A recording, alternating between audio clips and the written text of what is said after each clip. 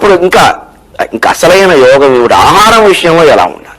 ఇవాళ ప్రకృతి వైద్యం అంటున్నారు, ఏవో రకరకాల, కొంతమంది మాంసాహారం మొత్తం వదిలేయండి అంటున్నారు, కొంతమంది శాకాహారం తినకుండా వేరే తింటే పాపం అంటున్నారు. ఇది ఏం చెప్పవచ్చు? నాత్యశ్నతస్తు యోగోస్తి. శాకాహారం మాంసాహారం ప్రశ్న శ్రీకృష్ణుడు చెప్పలేదు. దయచేసి ఈ నమ్మకం విడిచిపెట్టండి. మీ అంతటా మీరు త్యజించి శాకాహారం చేసుకుంటే అది వేరే విషయం. అది కానీ కొన్ని వృత్తుల వారు త్యజించడం కూడా మంచిది కాదు. వారికి ఆ వృత్తికి అది ఉండాలి. ఆ వృత్తి దెబ్బతింటుంది లేకపోతే. సరే, మేము వృత్తి వదిలేసామంటారు, మంచిది, మీ ఇష్టం. భగవద్గీత కూడా వదిలేయండి. నా అత్యశ్నతస్తు యోగం వస్తే ఎక్కువగా తింటే యోగం పనికిరాదు. ఎందుకంటే శుభ్రంగా గారెలు పరవాన్నం, అన్నం పరవాన్నం వేసుకుని శుభ్రంగా 16 గారెలు 2 కేజీలు పరవాన్నం లాగించాలి. యోగం ఏంటి? పొట్ట వచ్చింది, ఆయాసం వచ్చింది, నిద్ర వచ్చింది. అందుకని ఎక్కువ తిన్నవాడికి యోగం ఉండదు. నా చేయకాంత మనశ్శాత. అలాగని కొంతమంది ఉంటారు, ఇవాళ ఎక్కువ తినేవాళ్ళ కంటే వీళ్ళు ఎక్కువ అయ్యారు. ముఖ్యంగా ఆడపిల్లలు అస్సలు ఏమీ తినరు. ఇదివరకు చేతులతో తినేవారు, కొన్నాళ్ళు వేళ్లతో తిన్నారు, ఇప్పుడు గోళ్లతో తింటున్నారు. ఎక్కువ లాగైపోతానేమో అని తిండమ్మా, చివరికి నీ పనికి నువ్వు పనికి రాకుండా పోయావు. అనశ్రద్ధ. అలాగని కొంచెం కూడా తినవు, ఏకాంతం అనశ్రద్ధ. కొంచెం కూడా తినకపోతే అలాగా. ఈ కావలసింది నువ్వు తినవు, అదే ఎక్కువ తినమని వాడు చెప్పాడు, తక్కువ తినమని వాడు చెప్పాడు. నచాతి స్వప్న శీలస్య. ఎక్కువగా మెలకు నిద్రపోవడం కూడా మంచిది కాదు. యోగాభ్యాసం నువ్వు చేయాలంటే ఎక్కువగా పడుకుంటే యోగం ఉంది. ఇంకా జాగ్రత్తోనైవ చార్జున. అలాగని ఎక్కువసేపు మెలకువగా కూడా ఉండకూడదు. కొంతమంది ధ్యానం పేరు మీద రాత్రి నిద్ర మానేసి 3 గంటల నిద్ర చాలని. లేదు, మనిషికి 8 గంటల నిద్ర అవసరం. పెద్దవాళ్ళకి, పిల్లలకి ఇంకా ఎక్కువ, 10 గంటలు 12 గంటలు అవసరం. మళ్ళీ 80 ఏళ్లు దాటిన వాళ్ళకి మళ్ళీ 12 గంటలు అవసరం. 20 నుంచి 80లోగా ఉండే వాళ్ళందరికీ 8 గంటలు అవసరం. అది కూడా 7 గంటలు రాత్రి, 1 గంట పగలు అయితే మంచిది. పగలు కూడా మధ్యాహ్నం 1 అరగంట గంటలోగా పడుకోవడం అవసరం, మంచిది, శరీరానికి మంచిది. ఇక భోజన నియమాలు నేను చేస్తున్నవి మీకు చెబుతున్నాను కదా. అరగంట అటు ఇటు మీరు మార్చుకోండి. 8:30కి టిఫిను కాఫీ, 12:30కి భోజనం, 4:30కి టీ. దాంతోపాటు ఏమైనా భయం ఉంటే పంట కిందకు ఒక చేగూడి, ఒక జంతికి ముక్క. సరే, అంతవరకే. మళ్ళీ 1 చేగూడి 1 కేజీ కాదు.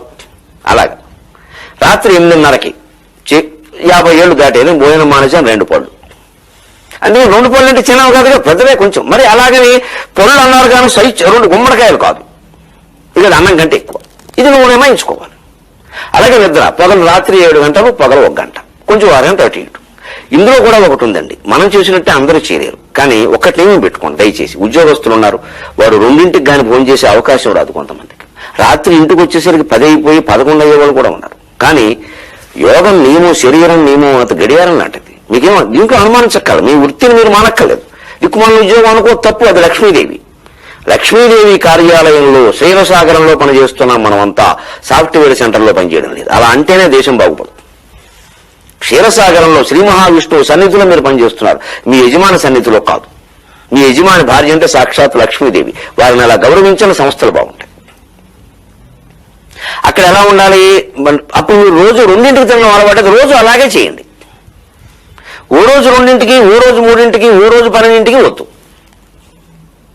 అలాగే సాయంత్రం కొంతమంది టీ తాగరు, మానేయండి. కొత్తగా నేర్చుకోక్కర్లేదు, అలవాటు ఉన్నవాళ్ళు. రాత్రి కొంతమంది 10ంటికి తినండి. రోజు అలాగే చేయండి. అప్పుడు శరీరం అలవాటు. ముఖ్యంగా తిన్న పదార్థానికి మళ్లీ తినడానికి 4 గంటల సమయం ఉండాలి. 8:30, 12:30, 4:30, 8:30. నేను పాటిస్తున్నవి మీకు చెబుతాను. నాకు రాత్రి సభలు ఉంటాయి. 8:30కి భోజనం కాదు, నేను పళ్ళు తింటాను. పళ్ళు కూడా వీలు కాదు, ఆలస్యం అవుతుంది. అందుకే పళ్ళు పెట్టుకున్నా.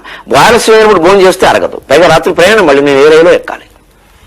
అందుకని శుభ్రంగా 2 పళ్ళు తినేస్తే గొడవలేదు. 12ంటికి తిన్నా పళ్ళు అరుగుతాయి.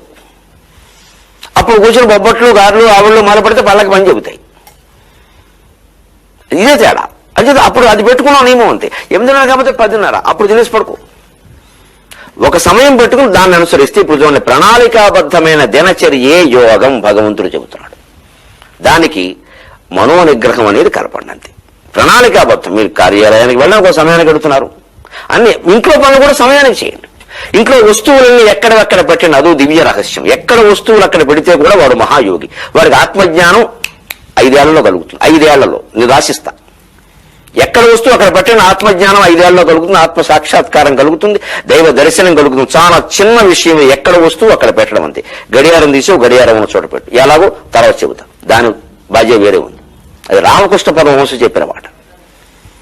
ఇంత సూక్ష్మమైనటువంటి యోగం కోసం లక్షలు ఖర్చు పెట్టడం, ధ్యానం అనడం, యోగం అనడం, ఏదో జపం అనడం, ఎవరి దగ్గరకు వెళ్ళడం, ఏదో బృందంలో చేరడం, ఇవన్నీ అనవసరమైన విషయాలండి.